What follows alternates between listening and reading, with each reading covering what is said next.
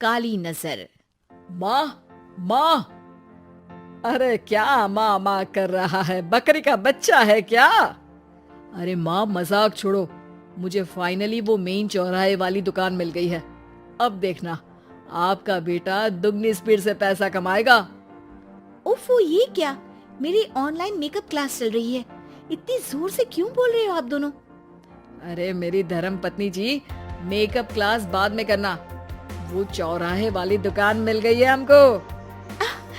अरे वाह, रुको, मैं अपनी माँ को फोन लगाकर बता देती हूँ।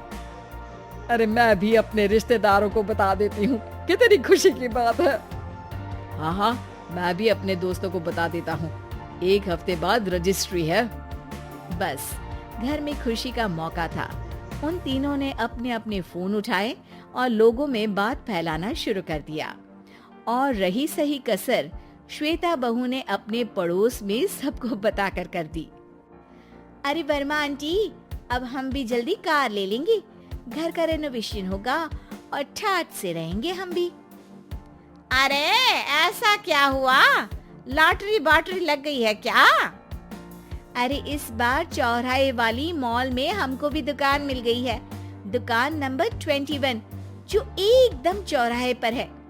अब ग्राहक बढ़ेंगे तो आमदनी भी बढ़ेगी ही ना। अरे वाह, कितनी खुशी की बात है। मैं बहुत खुश हूँ तुम्हें इतना खुश देख के। बाकी एक बात कहूँ, सबको मत बताते फिरना।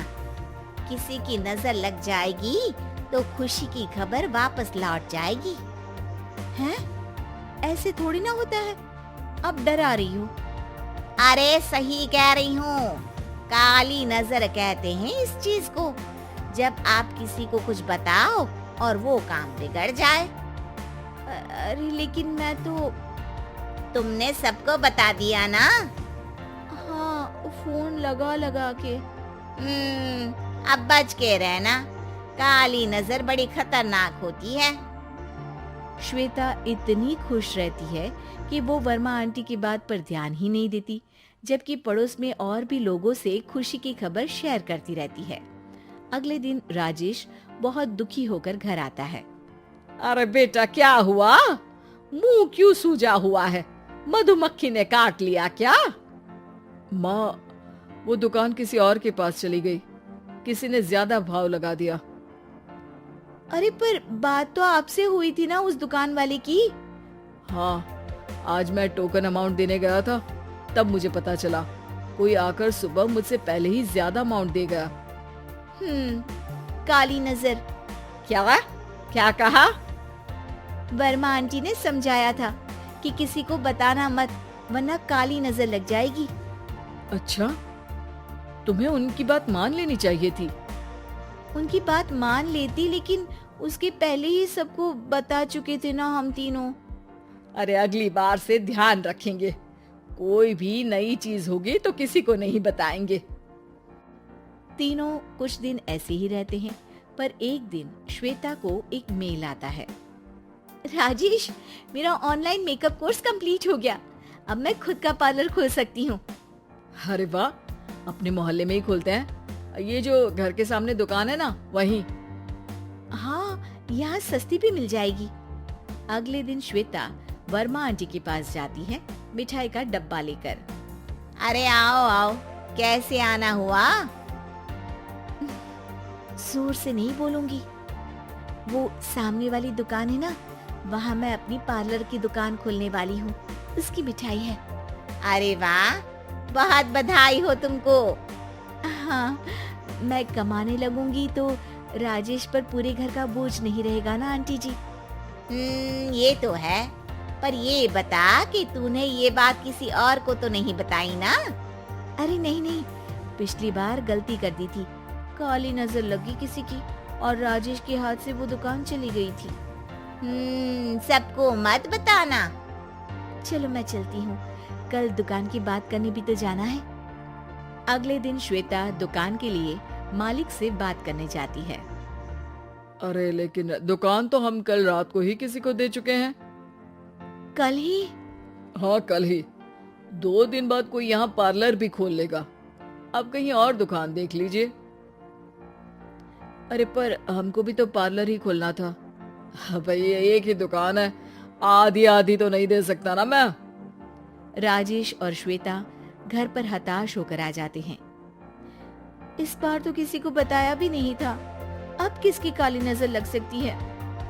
सुनो, तुमने माँ को बताया था क्या? अरे कैसी बात कर रही हो, माँ की नजर थोड़ी ना लगेगी। पक्का तुमने किसी को नहीं बताया था ना?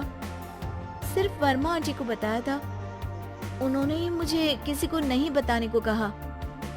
अरे यार तुम भी सही हो, मेरी माँ को नहीं बताने को कह रही हो, पर वर्मा आंटी को बताना तुम्हें जरूरी लगा। अरे वर्मा आंटी ने ही तो काली नजर के बारे में बताया था ना, वो हमेशा हमारा भला ही तो चाहती है। मेरी माँ भी हमारा भला ही चाहती है। अरे पर चिल्ला क्यों रहे हो, बात नहीं कर सकते क्या आराम से? नहीं आता वो आराम से बात करना, और करना भी नहीं चाहता हूँ मैं। दुकान जाने का दुख गुस्से में बदल गया था और राजेश और श्वेता में बात बंद हो गई थी।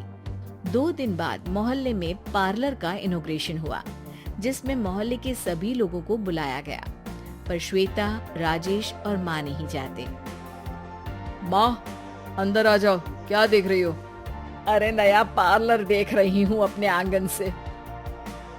देखो, माँ को दूसरे का सुख देखने में कितना मजा आ रहा है, मेरा दुख नहीं दिख रहा इन्हें। यहाँ मेरा पार्लर भी तो हो सकता था। अरे चुप रहो यार, हर बात में लड़ाई क्यों ढूंढ रही हो? राजेश और श्वेता फिर बहस करने लगते थे। तभी माँ ने दोनों को बाहर बुलाया। अरे जरा देखो तो, दुकान चलाने वाले का बोर्ड पर नाम क्या लिखा है? श्रुति वर्मा।